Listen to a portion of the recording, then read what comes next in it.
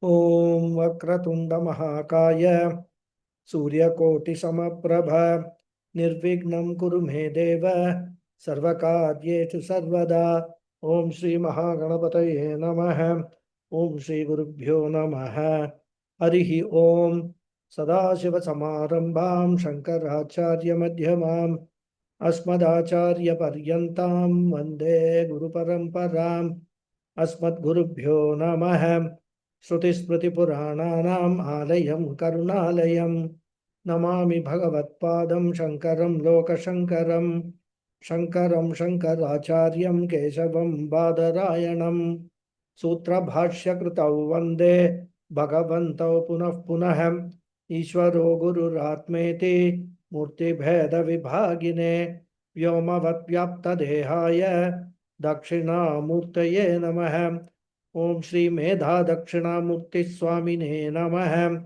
Om Sahana Vavatu Sahanau Bhunaktu Sahaviryam Karavavahai Tejasvinavadhitamastu ma vidvishavahai. Om Shanti Shanti Shanti. Harihi Om Shri Gurubhyo Namaha. Harihi Om. Om Parthaya Pratibodhitam Bhagavata Narayanena Swayam Vyasena Gratitam Purana Munina Madhye Mahabharatam Advaitamritavarchinim Bhagavatim Ashtadashadhyayinim Ambatvam Bhagavad Gita Vavadveshinim Yam Brahma Varunendra Rudra Marutaham स्तुन्वन्ति दिव्यैस्तवैः वेदैः साङ्कपदक्रमोपनिषदैः गायन्ति यं सामगाः ध्यानावस्थिततद्गतेन मनसा पश्यन्ति यं योगिनः यस्यान्तन्न विदुःसुरासुरगणाः देवाय तस्मै नमः. So namaste once again everyone. Hari Om Guruji. Hari Om, Hari Om. Namaste, Guruji. Namaste. Okay, 33rd sloka we will chant. Tasvatma Muttishta Tasvatmamutishta Yasho Labhasva Yasho Labhasva Jitva Shatrun Jitva Shatrun Bhungshva Rajyam Samriddham Samriddham Mayai Vaite Nihitaha Mayai Nihataha Purvameva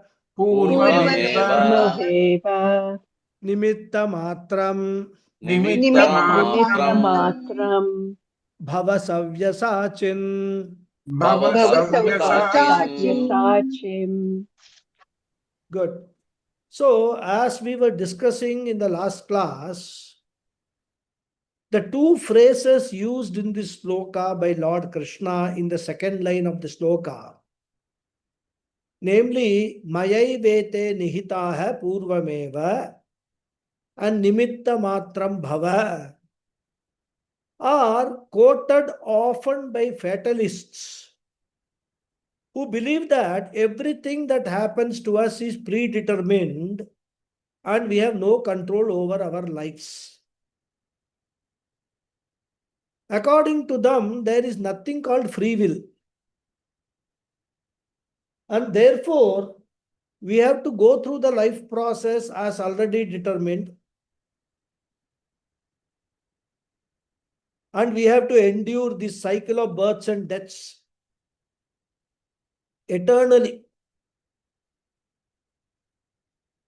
Even if we indulge in Bhakti Marga, earn Punyam, and go to Kailasa, Vaikunta, Swarga, etc., that also is predetermined.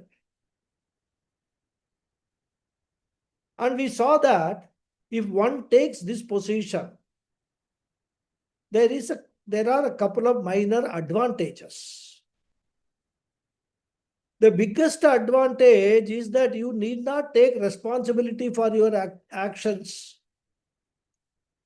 You can continue to indulge in adharmic activities, claiming that it is all God's will, that it is all predetermined, what I can do. So you have a convenient scapegoat in God to shift the blame for all your atrocities. So it becomes an escapist route for fatalistic people by which they avoid the consequences of their action and also guilt for their wrongdoing. And the second minor advantage, as we saw, was that this fatalistic theory makes it a bit easy to accept sufferings in life, especially if you have got a reverence for God and believe that God will always be just and fair. So you try to console yourself by saying that all this suffering which I am undergoing, there must be some purpose behind God giving me the sorrow and all this suffering. So I just will have to endure it, go through it, till it also passes away. In fact, this is a practical advantage that, as I said, Shastra sometimes temporarily employs this fatalism theory to help in accepting the problem and diluting the pain and suffering to some extent. And we saw a couple of examples also where Shastra uses this. Especially we saw the example of Rama pacifying Lakshmana. Thus, fatalism is employed sometimes, but with a limited purpose. But as we saw, in this fatalism approach, even though the believers in this theory say that everything is predetermined, they do not have an answer when we ask them on what basis it is predetermined. They don't have an answer. Because for determining anything even by God, there should be some basis, isn't it? But they do not know. They say, we don't know. At best, they say it is all due to God's grace or lack of it. That some people will have a good life, a comfortable life, and others have a life of sorrow, grief, and poverty. And they seem to suggest that the Lord plays favorites with some people and he couldn't care less about others. And their belief is reinforced when they see how people get promotions or plush assignments in organizations or in political parties. It is all based upon blessings of high command. Therefore, for them, the Lord is the high command. And we just have to fall in line. If you ask them what is their future plan, they will say, we will go by whatever high command says, whatever God says, we will go by that. That is all what the fatalists have to say.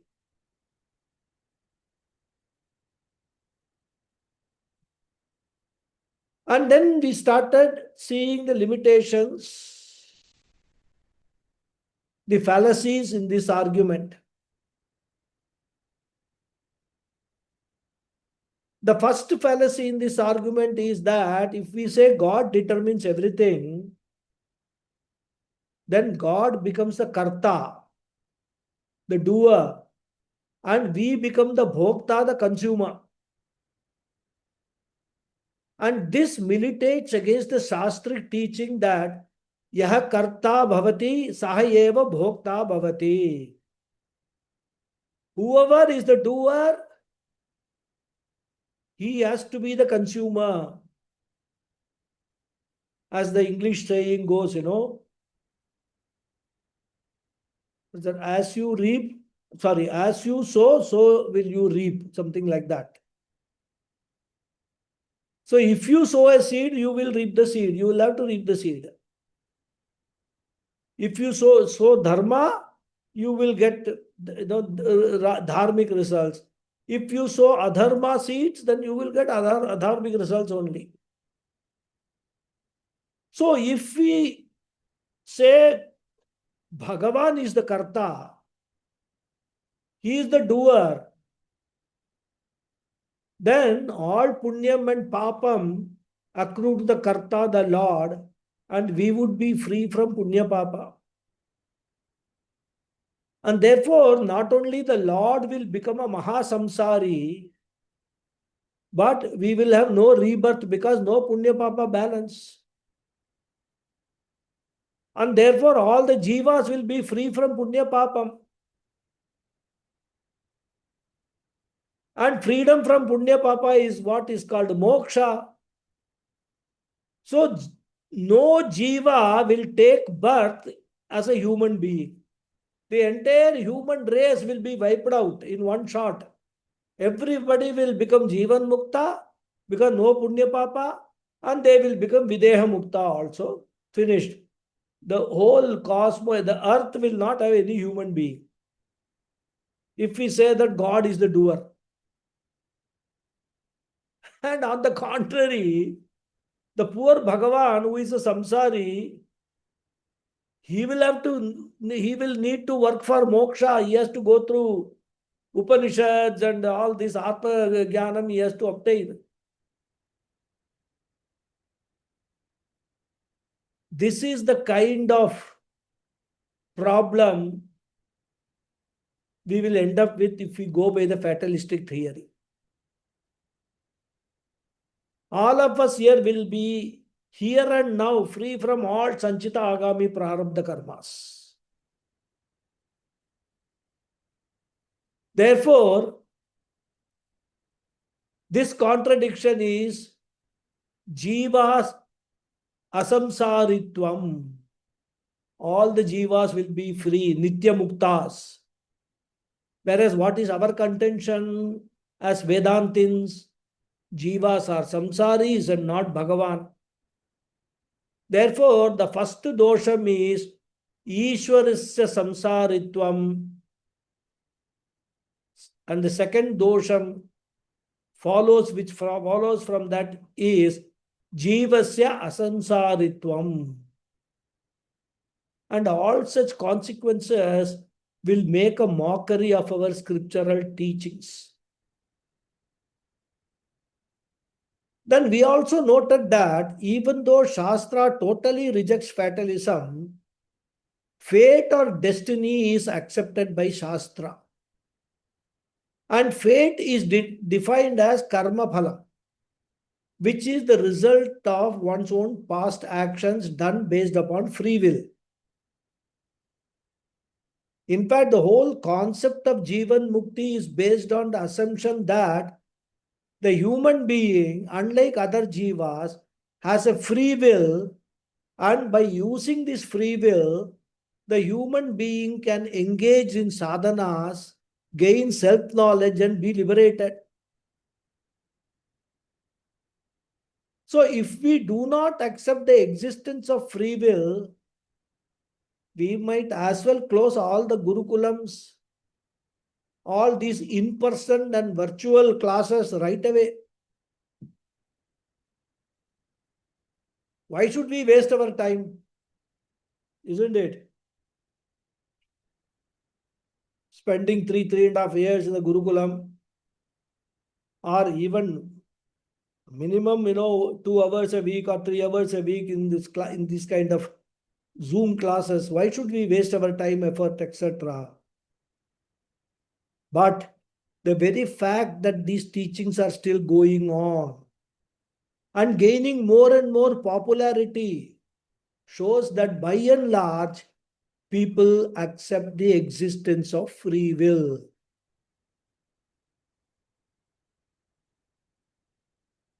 Then what is the third dosham? If Bhagavan alone does everything and nothing is in our hands, all the sufferings undergone by all the people must be caused by whom? Bhagavan only. Because everything is done by Bhagavan. So all the suffering caused by war or bombing, whether it is caused by diseases, whether it is caused by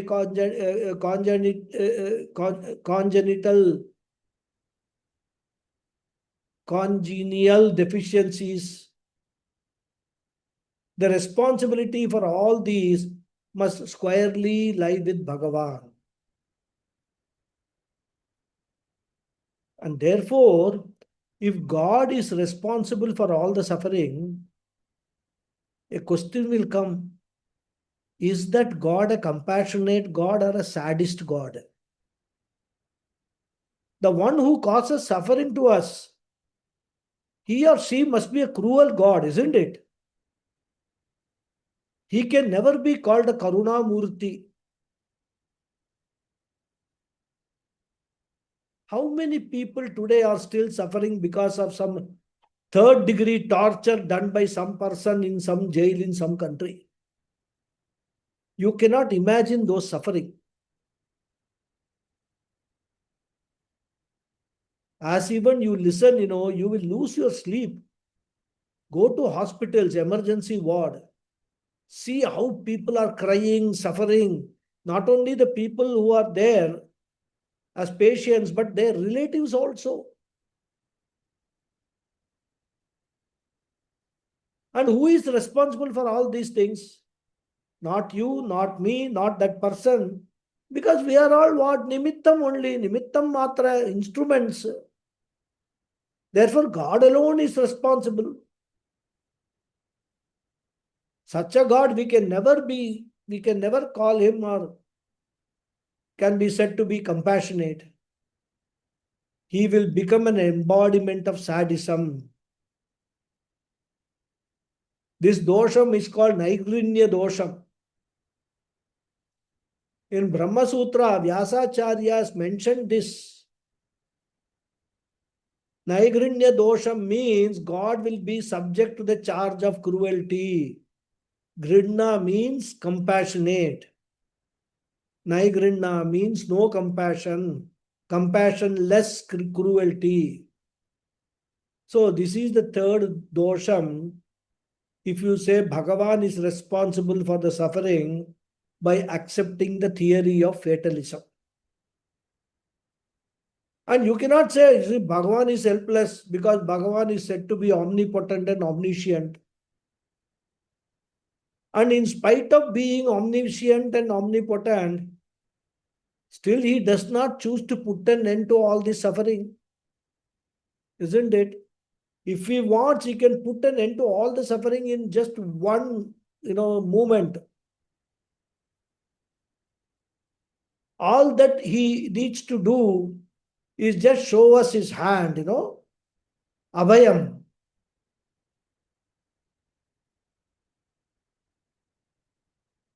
And just like, when he wanted, he gave endless saris to Draupadi.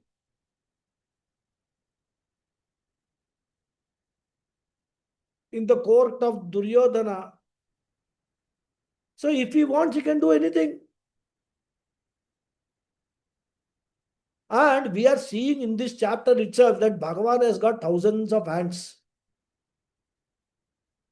So Bhagavan should go to all the hospitals, war zones, just show hands in a line, like this. And it should cure whether it is cancer or any terminal illness, including AIDS. Question is, why can't he cure? And especially when many people who present themselves to be the messengers of God claim that they can cure all diseases, why can't the Lord himself cure? And moreover, he is supposed to be also compassionate. And if he cures all the people, this will be a telling way of demonstrating his compassion. So, in the theory of fatalism, which says God does everything, God will be subject to the charge of cruelty. These are all very, very important consequences, because it is easy to say, oh, everything depends on God. If God willing, we will do it, etc. But you have to think through all the consequences of accepting the theory. And Vedanta is all about objective analysis, thorough analysis, looking at all the pros and cons and coming to your own view on any subject matter. Then the fourth dosha. Therefore, we have just seen in fatalism, God becomes a villain. He will never be a hero. He will always be a zero.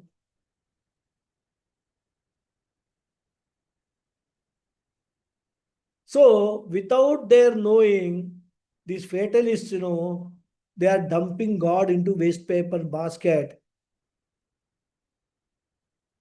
And in fact, if this is carried to the extremes, they will start hating God.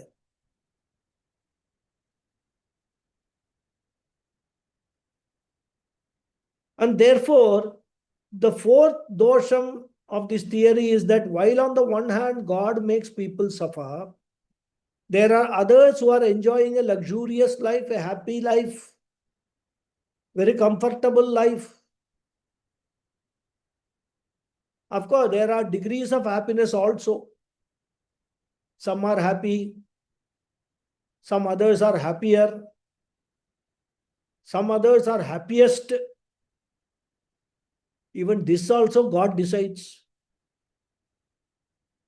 Who should be happy, who should be happier, who should be happiest. Therefore, God seems to be partial to some, cruel to some others.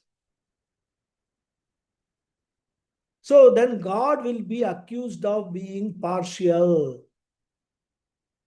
See, that fellow is so happy, happiest person in the world. Why can't I be happiest? Why does God, does he have any grudge against me that he is not making me the happiest person? All these questions will come.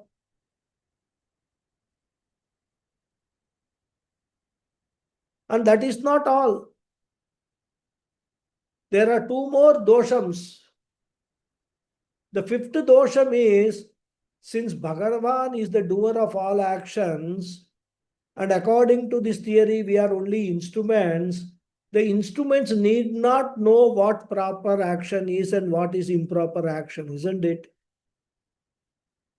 And therefore, as instruments, we need not know what is dharma, what is adharma. Just like this traffic rules.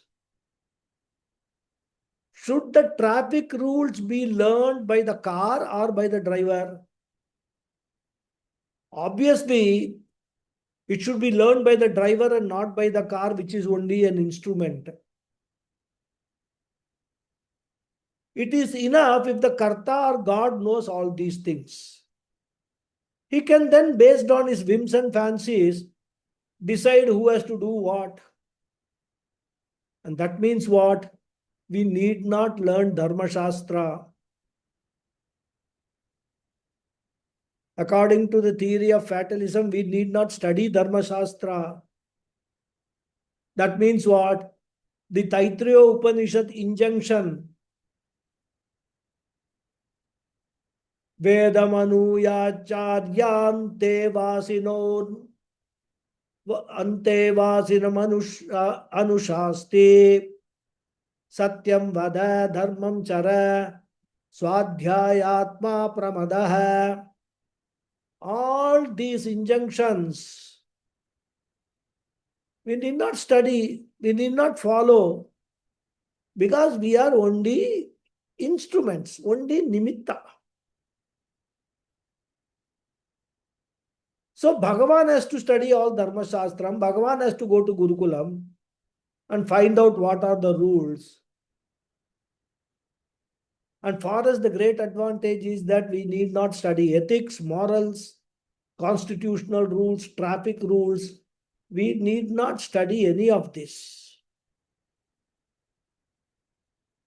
In fact, if we commit a crime and we are hauled up in a court, we can take a defense that I did not do it. It's all God who made me do it. I am only an instrument. If you want to catch hold of the real person who the leader of the conspiracy for this crime, catch hold of God, punish him, and let me go. And if the judge also happens to be a fatalist, he may even let you go on this argument. This is the kind of absurdity we will land in because of fatalism. So this is the fifth dosha. And the sixth and the final dosham is, if we do not have free will, if we are only instruments in the hands of someone, we will never have any conflict in life. Because an instrument need not choose a course of action. Since we need not choose a course of action, we will never have conflict in life. All conflicts go to the original operator, the Lord alone. And therefore, if we do not have free will, we will not have a choice. If we do not have a choice, we will never have conflict in life. Because if you actually examine why do we get conflicts, it is because of the availability of choices. To be or not to be. Suppose there is only one road leading to your house. Then you need not think which route to take to reach home because there is no choice. If there are two or more routes, then you can exercise the choice based on the condition of the road, traffic congestion, which is the short route, etc. Suppose you find roads suitable, then you end up in a conflict situation. Which road to choose? And therefore, whenever there is choice, there is conflict. Whenever there is free will, there is choice. And whenever there is choice, there will be conflict. All these things go together. Free will, choice, conflict. Wherever one is there, the other two are automatically there. So now how to find out whether human beings have free will or not? Ask the question whether human beings have conflict or not. In fact, Puja Swamiji says that conflict starts early in the morning while waking up itself. Previous night, you have set the alarm, say for getting up at 4:30 in the morning, Brahma Muhurtam, auspicious time to wake up.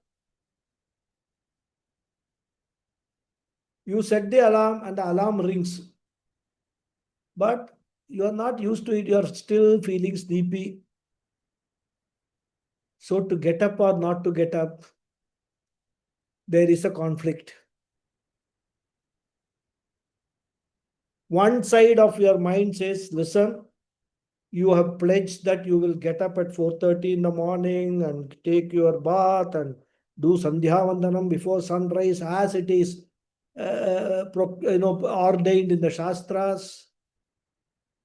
The other side of your mind says, come on, yaar, what great thing. You can do Sandhya Vandanam little later also.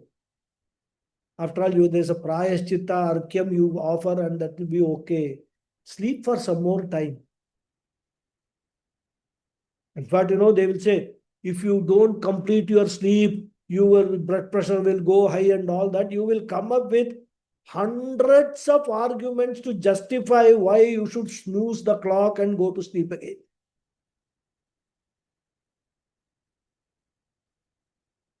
But if you decide to get up, again you use your free will to shake off the lethargy and get up.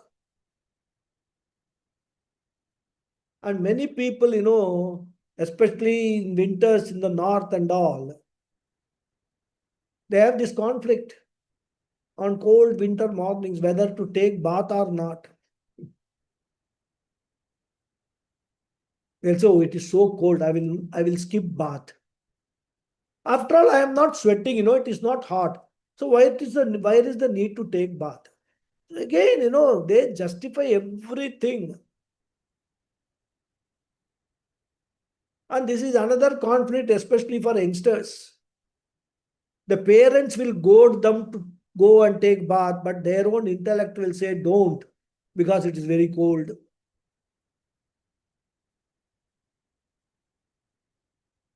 So conflict situation, to take bath or not to take bath.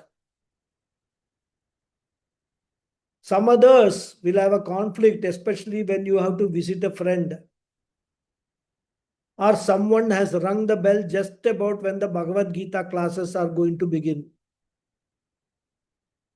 Again, conflict, whether to attend the class or not. Isn't it? So if we think about it, our life, every step we come across a conflict situation. We can think of scores of such examples. And therefore, human life is a series of conflicts. And the very presence of conflicts indicates that we have a choice. And we have a choice because we have a free will. And that is why, suppose you have employed a driver and both of you get into the car. Now, driver will not have any conflict at all because the driver is only an instrument, he is only an employee. He need not think when to start, where to go, etc. You decide that and instruct him accordingly. Being an instrument, he just needs to follow your orders. So he will never have a conflict.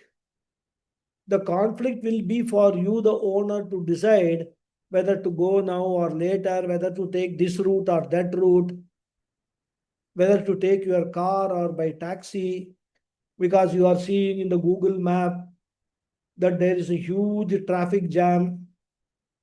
Maybe I should avoid both taxi road. I should take some metro or this underground railway or something. So all these conflicts, choices are for you, not for the driver.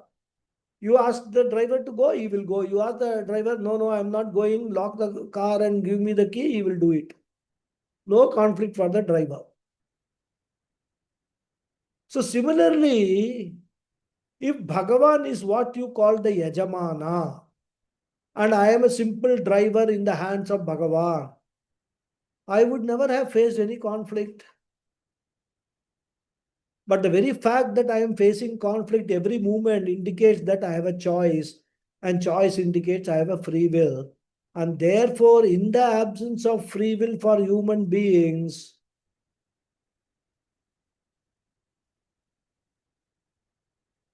we will not be able to pursue any sadhana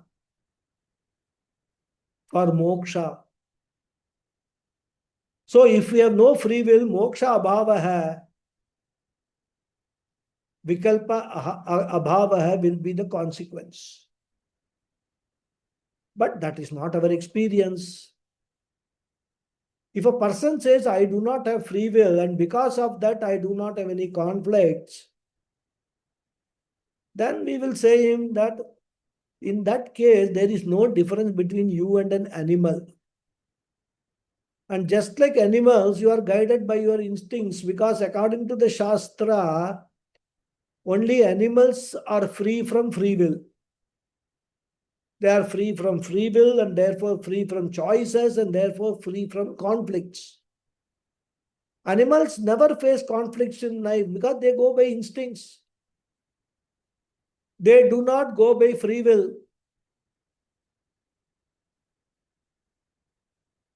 For example, a cow does not have a conflict whether it should eat grass or some other non-veg food.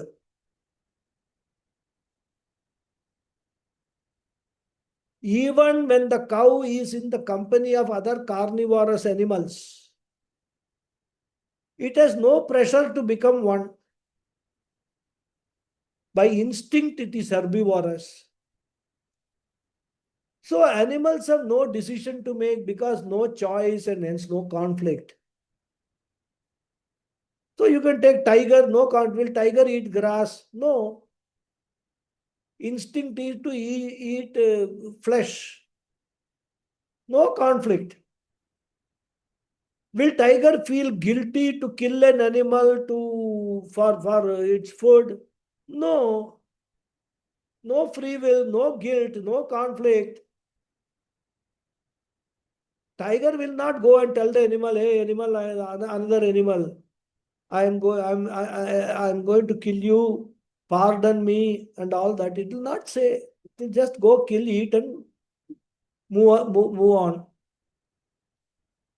But human beings, because of the free will, we have a choice whether to be vegetarian, non-vegetarian.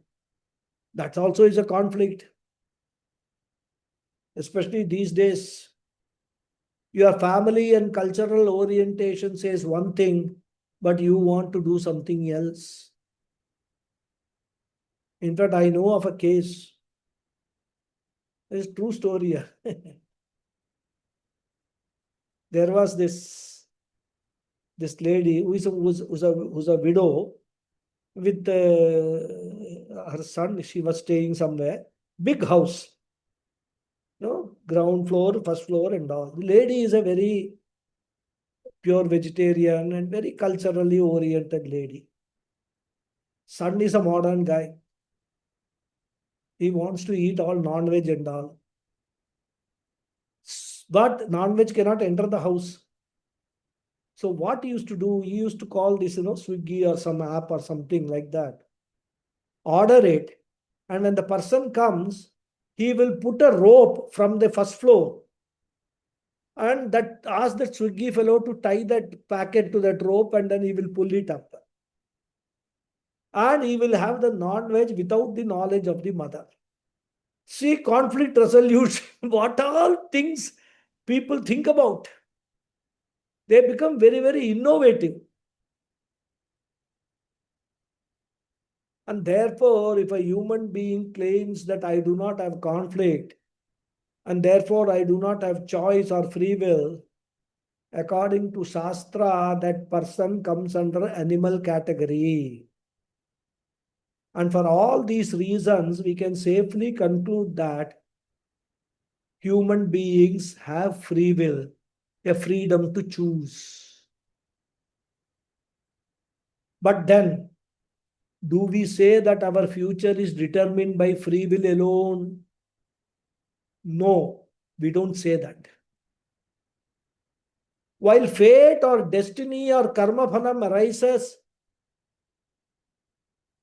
with the exercise of free will to begin with, because unless you had free will, you would not have indulged in either dharmic or adharmic karma. So begin with, you have exercised your free will, and because of the exercise of free will, you earned papa and punyam. This is a hypothetical situation I am giving you. Suppose this is the first birth of yours. You do not have any sanchita karma at all. But you have got a birth as a human being. Not possible according to Shastra but it's a hypothetical situation. So imagine. Now for that human being to get punyam and papam, what he has to do? He has to do some action. If that action is determined by Bhagavan, then he will not get punya papa. Bhagavan will get. And therefore, to start with, the human being will have to use his free will and do some action, some karma. And for that karma, there will be a karma phalam. The moment the karma phalam comes, fate has come into the picture. And then what happens? Both fate and free will together play a significant part in determining the human future. Both of them contribute to the human future. In the case of animals, only fate will contribute because they do not have free will. But in the case of human being, there are two forces.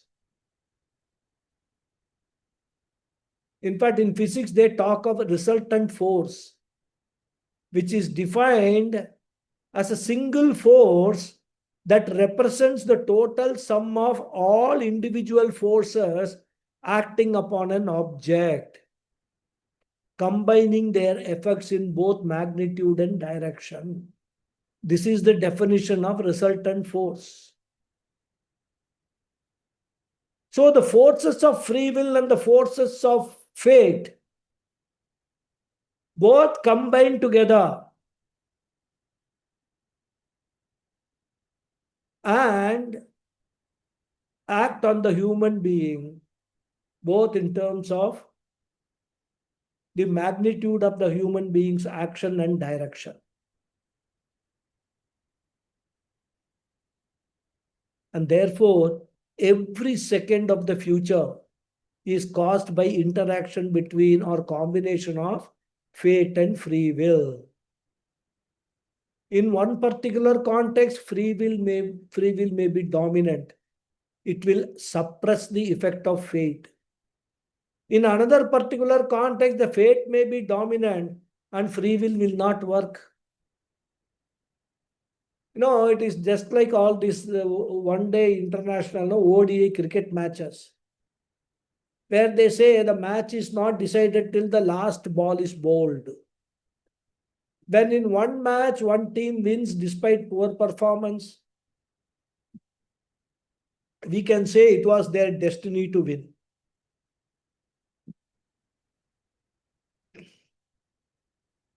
But in another match, if a team wins because of their super performance, then we can say free will was the dominant force.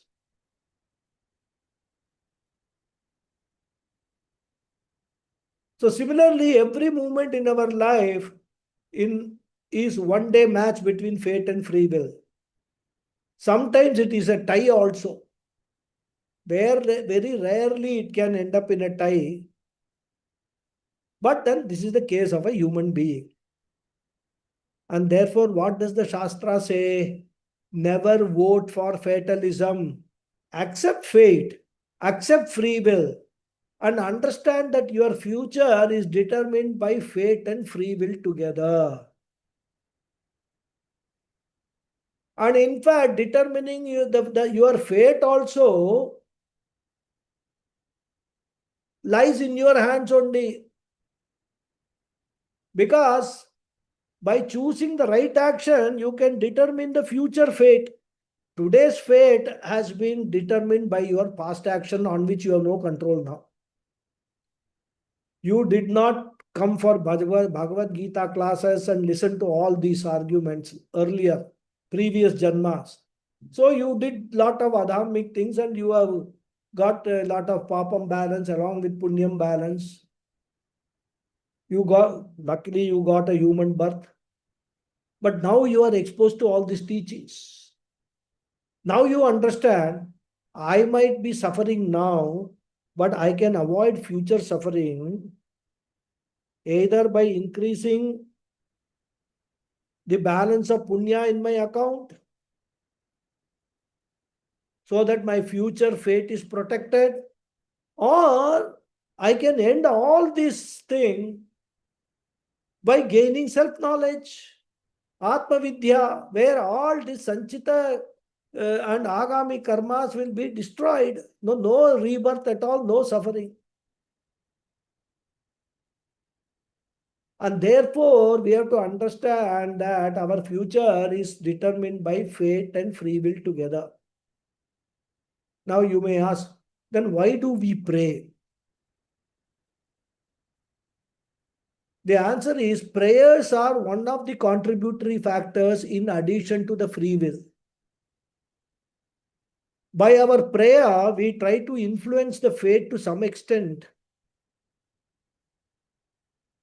And by our planning, we try to contribute to our free will. So when you want to exercise your free will in a particular way, say for example, you want to buy a house. Then you have to do some planning. What will be required, where you will buy the house, and all the choices are there, umpteen choices. Where will you raise the finances? All those things. So planning helps in free will, and prayers help in influencing the fate to some extent. Now, to what extent prayers can influence the destiny or the fate depends upon the strength of the fate. If the fate is a mild fate, like a simple headache, the prayers in the form of a paracetamol can work. Take one tablet, after 1 hour, headache goes away. But if the headache is due to some serious problems like migraine, etc., paracetamol will not work. Similarly, the effect of prayers on fate will depend upon the strength of the fate, which unfortunately we do not know.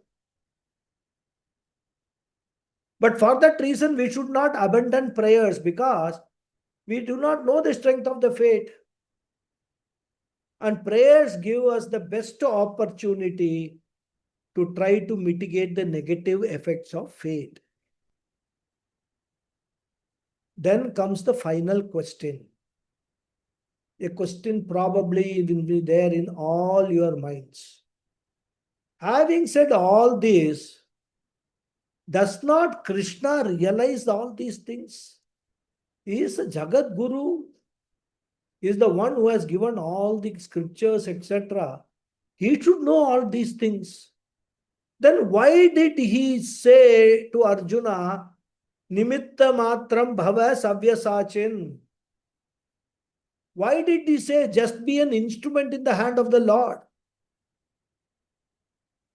What do you mean by becoming an instrument?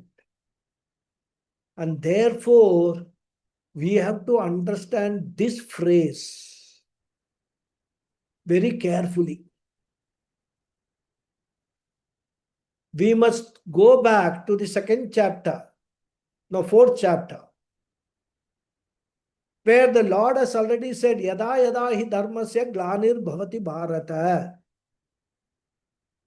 Then paritranaya sadhuna vinashaya dushkritam dharma samsthavanartaya sambhavami yuge yuge.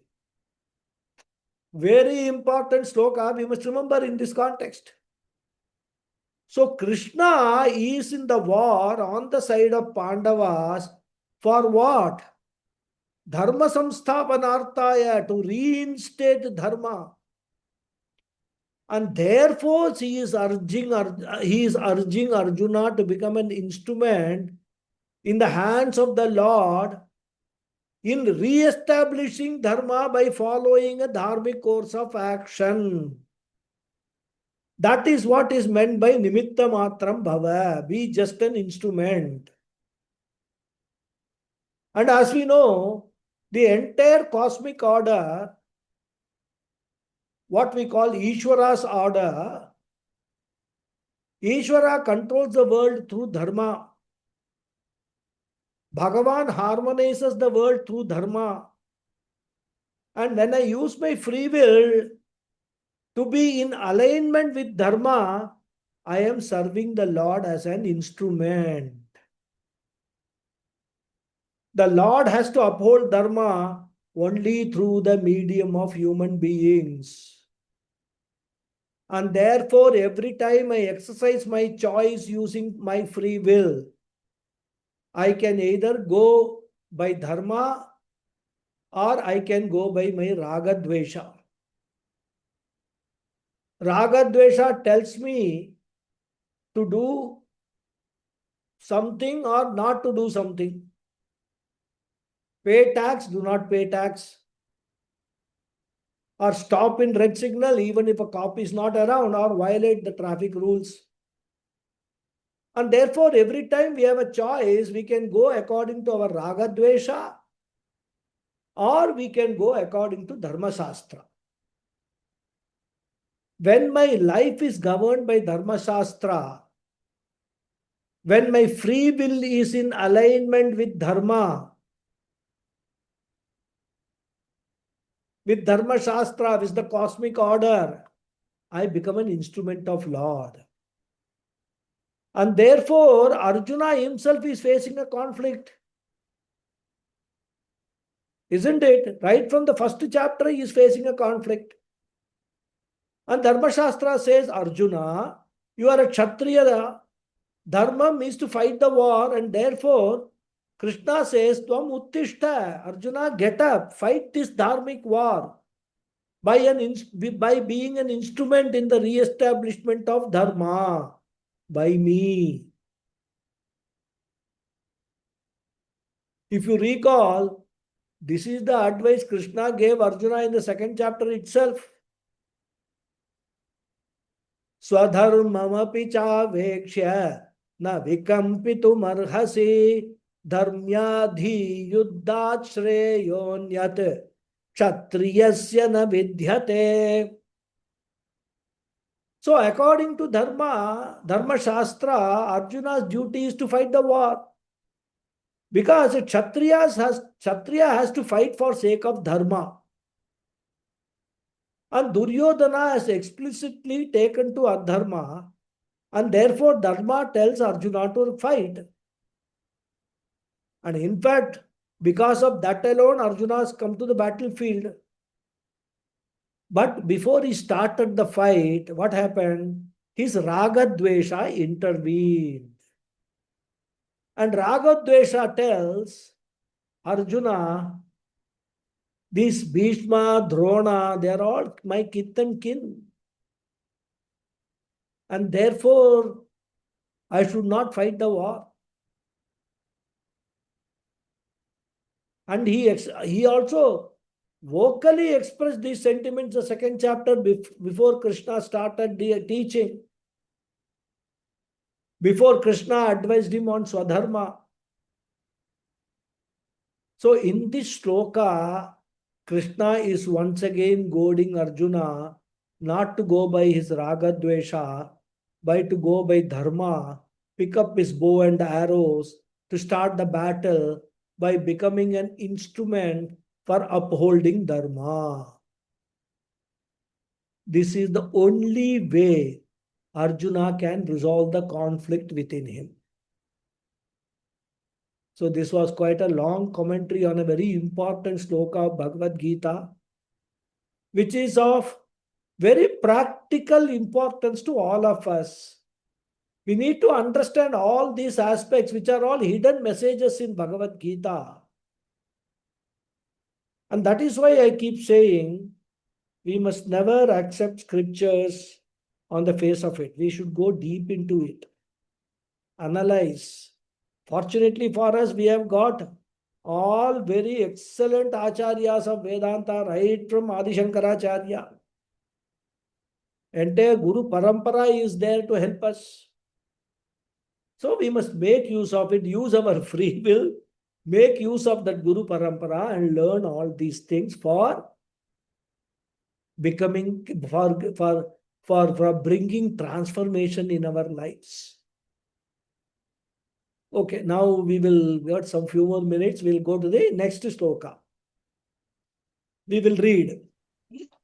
Dronam cha bhishmam cha Dronam cha bhishmam cha jayadratam cha karnam Jayadratam cha kartam. Karnam Tathanyanapi yodha viran.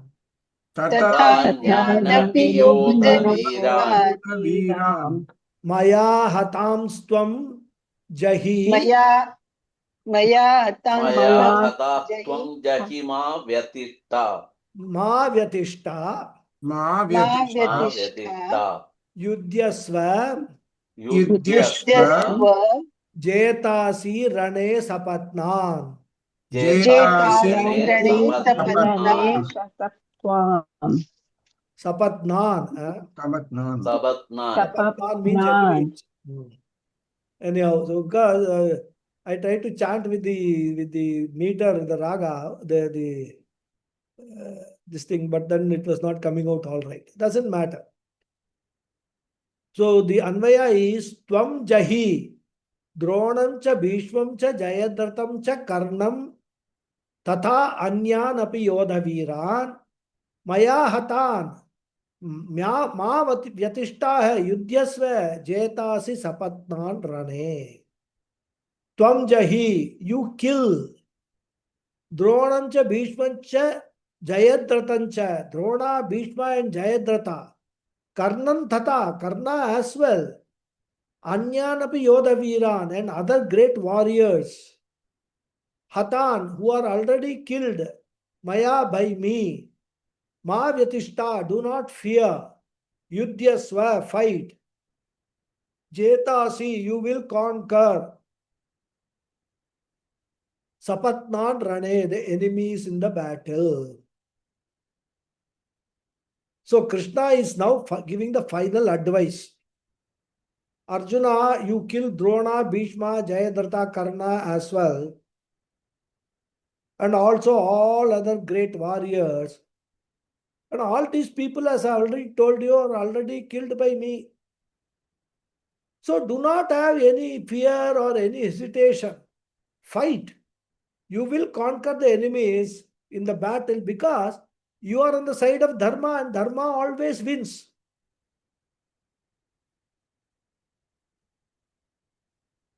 So here Krishna tells what the course of creation is in keeping with the law of karma or the law of dharma, which Arjuna has to align with. He says, for all these people, the time has come. According to dharma or law of karma, they require to disappear from the earth and therefore be an instrument for that. Tvam Jahi, you go ahead and kill them. But when somebody tells you this, it is easier said than done. But then, even though it is very difficult, you have to do that. It may appear like a shoot at sight order, as it were. Drona, your own guru, all right, but unfortunately, is on the adharmic side. Therefore, it is bitter, it is painful. But this is not the time to go by your emotion. You should not go by your manomaya kosha. You have to go by your vijnanamaya kosha.